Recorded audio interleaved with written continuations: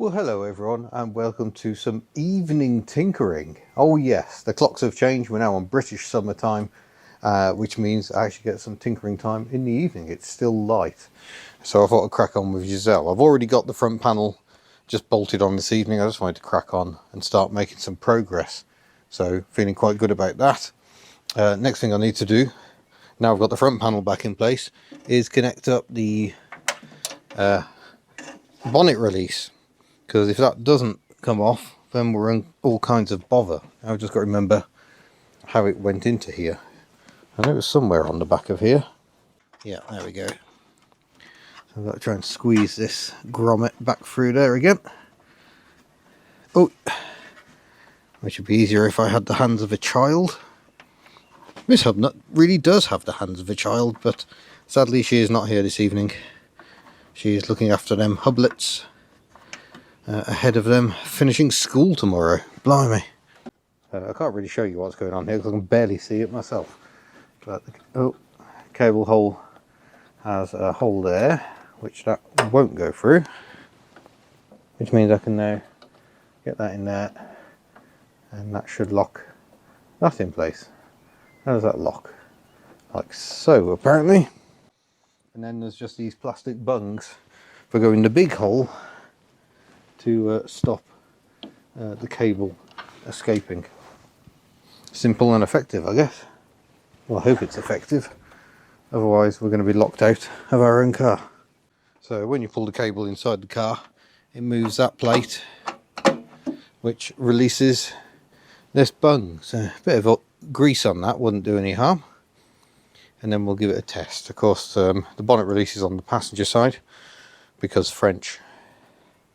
I've still got to reassemble the airbox assembly, but we're getting there. I've rerouted the alternator wire, so that now comes well away from the linkage, and it only just brushes against the carburetor. I think originally it routed underneath here, but that's an actual exhaust pipe, albeit a bit of a balancer pipe, and that doesn't seem ideal, so I think it's better to keep it away from there. As well as the insulation on the cable, there's a plastic sleeve going around it as well. But yeah, I must admit I may have been a little bit dramatic about getting this thing apart. It's actually quite simple. It's the problem, the GSA, remarkably similar to the 2CV. I think it is actually quite simple. The problem is you have to know, and there's kind of no carryover from any other car. So you could be an absolute escort fanatic and know them inside and out, but you look under the bonnet of this and be all at sea. And 2CVs are exactly the same. I remember going to my local garage when I was a naive 18-year-old and saying, "Can you check the front brakes on my 2CV?" And they went, "No." Which is ridiculous, because to check the front brakes on a 2CV, you literally lift the bonnet and have a look. But if you don't know, you don't know. So yeah, the joys. But yeah, we'll carry on tinkering and get this one buttoned up. In other fleet news, Betty passed her MOT today, Betty the AU. I think I've probably got a bit of footage I can chuck in of me going for a drive if the sound isn't absolutely awful. There we go. Hopefully that is sufficient. Can't give a view going down the road very well, so you just have to enjoy the scenery out of the window. I've actually got the windows open just because it's a lovely day. It's absolutely chucking it down on the way here. But here we go then.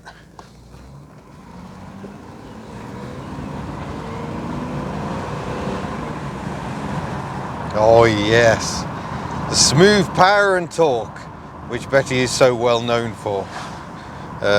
Remember where the window switch. I'm driving so many different vehicles at the moment, I keep forgetting where all the switch gear is. But yeah, Betty's kind of been used once a week. I don't use her, or I try and avoid using her for going up to the unit, because it's mostly uphill, tiny little lanes, and it ends up just costing an absolute fortune. She drinks so much fuel on that little trip, so I try and just use her for bigger runs if we've got to run into Aberystwyth, maybe Cardigan, but yeah, just once a year, just to keep everything moving. But every time I get in this car, I'm reminded exactly why I love it.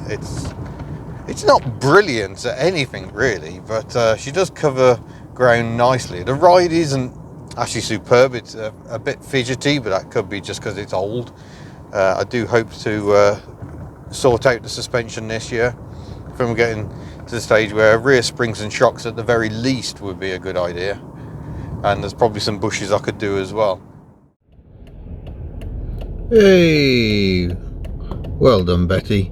321,000 kilometres. Ooh, I think that's off a Daihatsu. Yeah, I made the mistake of trying to record on my phone earlier today.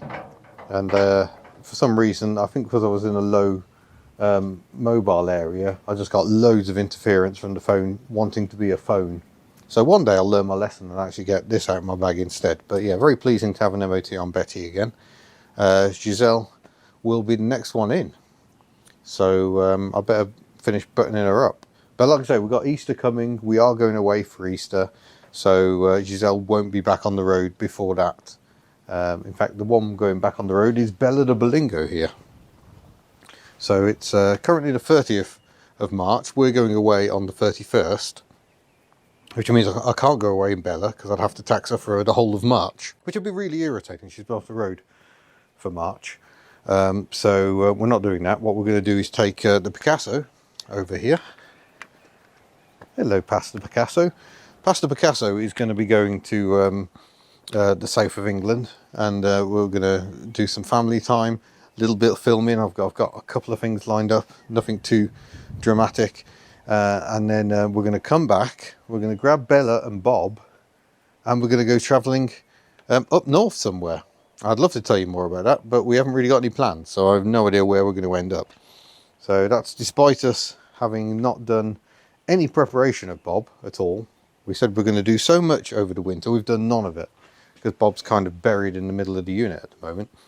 So at some point next week, when we're back from the south of England, we'll have to have a quick check over of Bob. We've got an awning sat in the back of Giselle.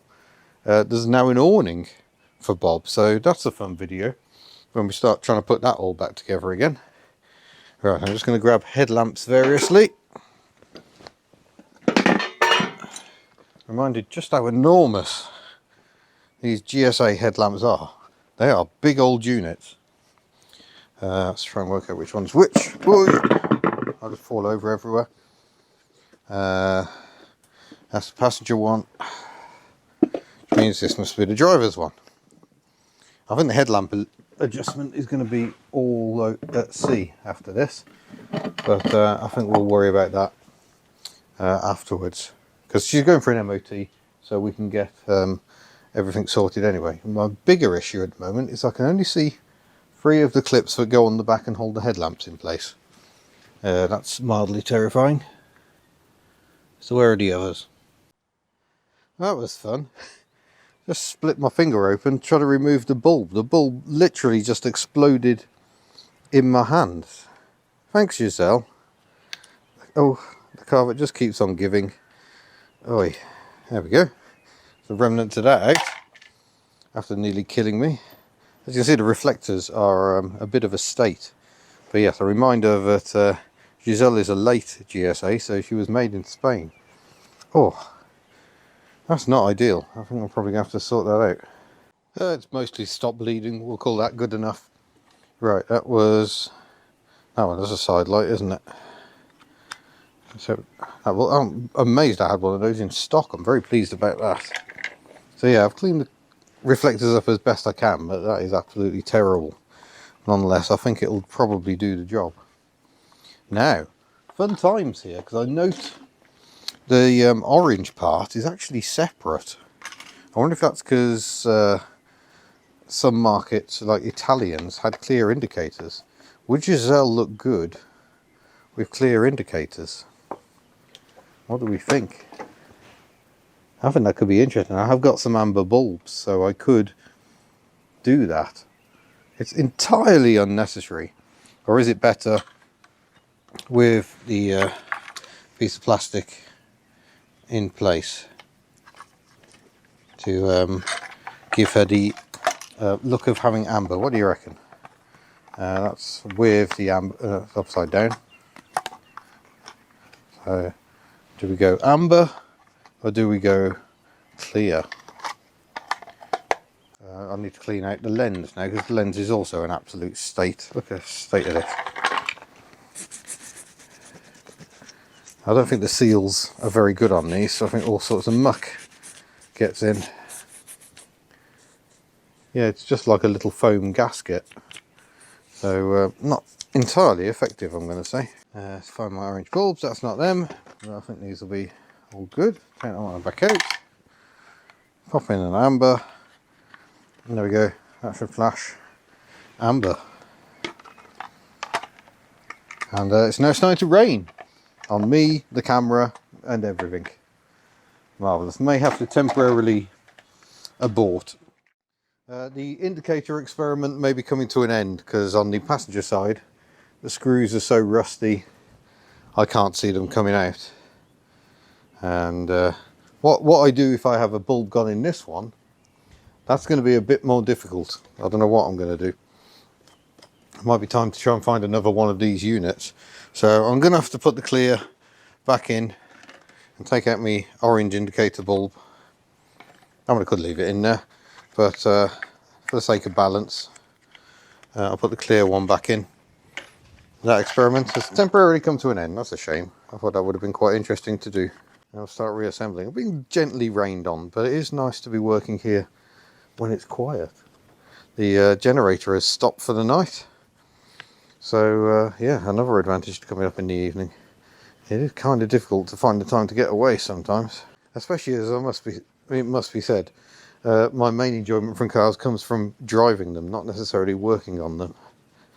Although it's satisfying when you actually get something done, like I've somehow managed to do on this. I'm sorry, the cold just is not going away. I guess that film sort of sits in there. And we go back to having orange indicator. So the only reason we took these off is because I thought this was how you got the light unit out, because there is a slight lack of instruction. But no, nothing to do with it at all. Right, I need the screwdriver that I had in my hand 5 seconds ago, so I can put this back together.